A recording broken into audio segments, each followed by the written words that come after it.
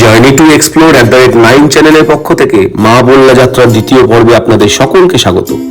জানি এই ভিডিওটা অনেক আগেই আসার কথা ছিল, কিন্তু বিশেষ কিছু কারণে তা হয়নি। প্রথমেই আমাদের চ্যানেলের সকল বন্ধুদের কাছে ক্ষমা চেয়ে নিচ্ছি। আশা করি আপনারা সকলে ভালোই আছেন। তাই চলুন দেরি না করে শুরু করা যাক।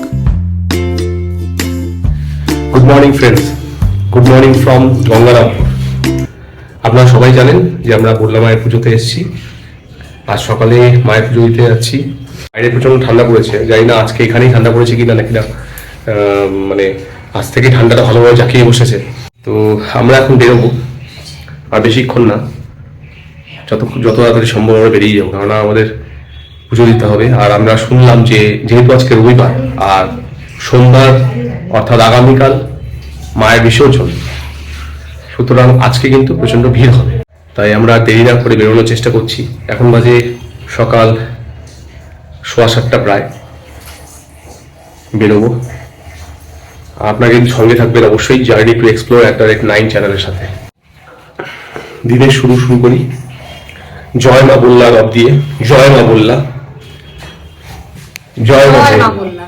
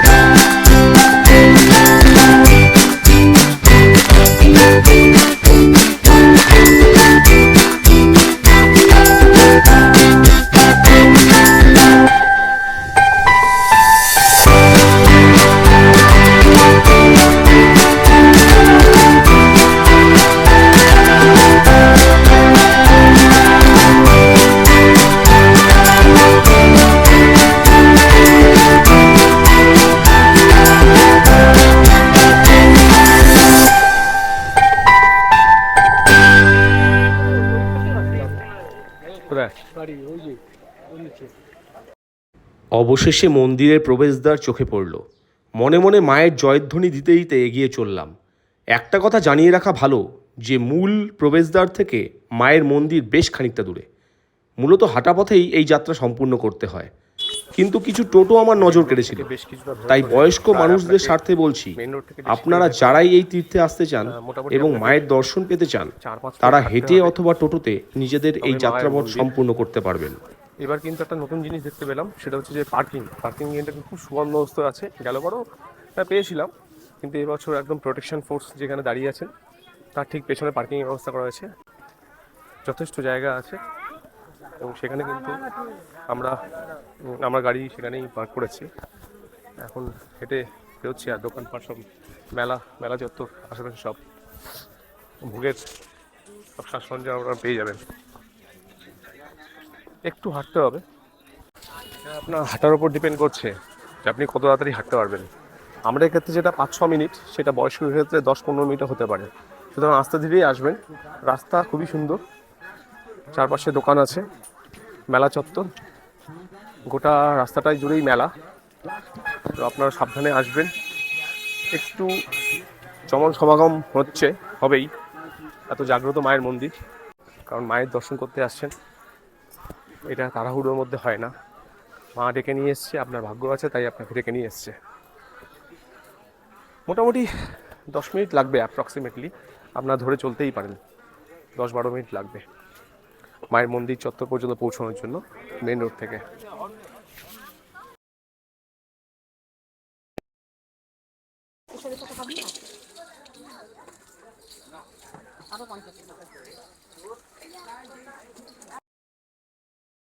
মন্দির চত্বরে পৌঁছে তো চক্ষু চড়ক গাছ। এ কি কাণ্ড! সকাল সকাল কি লম্বা লাইন! বুঝতে দেরি হলো না যে মা আজ আমাদের ধৈর্যের পরীক্ষা নেবে।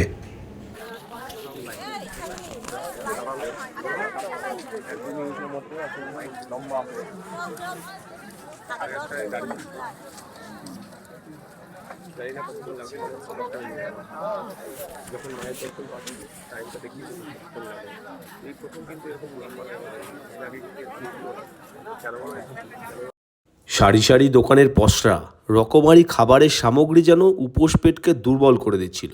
কিন্তু মা যেখানে স্বয়ং বিদ্যমান, কোনো দুর্বলতাই যেন সেখানে বেশিক্ষণ বাদ সাধে না। তাই আমরা এগিয়ে চললাম। এখন বাজে প্রায় 10টা, ভেতরে এলাম, এখন আস্তে আস্তে ঢুকছি। বিশাল লাইন, চলুন মায়ের দর্শন করাই।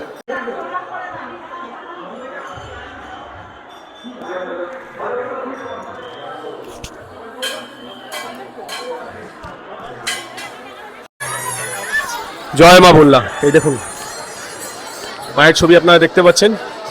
জয় মা বললা, জয় মা বললা। কেউ যদি ভেতরে দাঁড়াতে না পারেন, তারা বাইরে এখানে দাঁড়িয়েও মায়ের দর্শন করতে পারেন। এখানে দাঁড়ানোর জন্য কোনো লাইন দিতে হবে না। আপনার এই মণ্ডপটা যে আছে, মণ্ডপের উপরে উঠে নিয়ে এসে সামনে মায়ের দর্শন করতে পারবেন। জয় মা বললা, দেখুন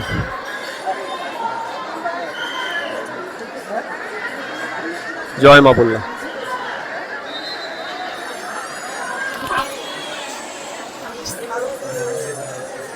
আমরা ভেতর দিয়ে ঘুরে এলাম লাইনে দাঁড়িয়ে। আর এখানে দেখুন, এটা একটা এক্সিট রুট।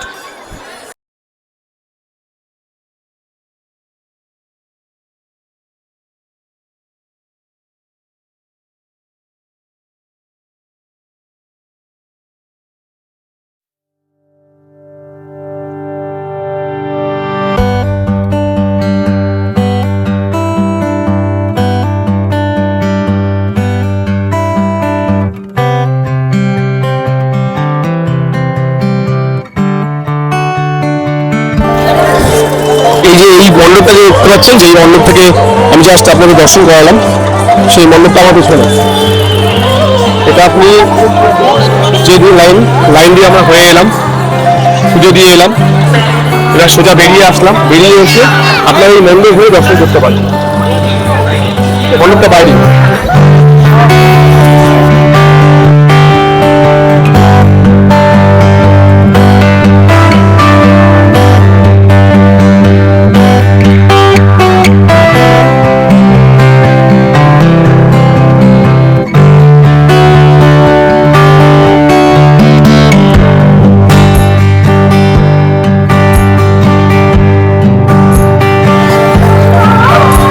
ভিড় বাড়ছে।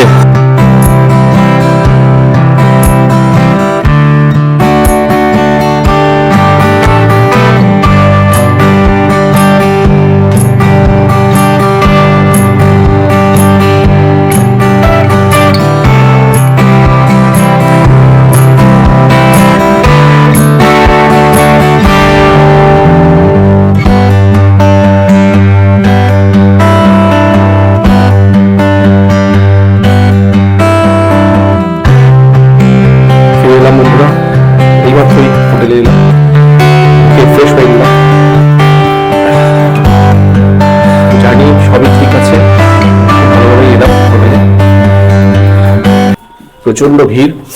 আমরা তো সকাল সকাল গিয়েছি, তাই মায়ের দর্শন পেয়েছি। আমরা যখন বেরোচ্ছি তখন আপনার ভিডিও দেখতেই পাবেন, অসম্ভব ভিড়।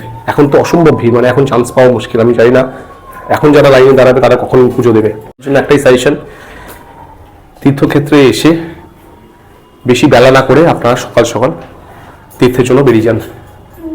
মা বললার দর্শন, বল্লা কালীর এই সুন্দর রূপ, আকৃষ্ট রূপ, আমাদের এই ব্লগ সব মিলিয়ে কেমন লাগলো সব মিলিয়ে কেমন লাগলো অবশ্যই জানাবেন, অবশ্যই জানাবেন। অবশ্যই কিন্তু জানাবেন। এবং একটা কথাই বলবো, অবশ্যই চ্যানেলটিকে সাবস্ক্রাইব করুন, কারণ এই চ্যানেলের মাধ্যমে আমরা বুঝতে পারবো যে আমাদের যে ঘুরে বেড়ানো আপনার কাছে আপনার কোনো উপকারে লাগছে কিনা, অর্থাৎ এটা সার্থক কিনা। ধন্যবাদ, আজ এই পর্যন্তই। পরে আবার দেখা হবে নতুন ব্লগের সঙ্গে। জয় মা বললাম। জয় মা বল্লা।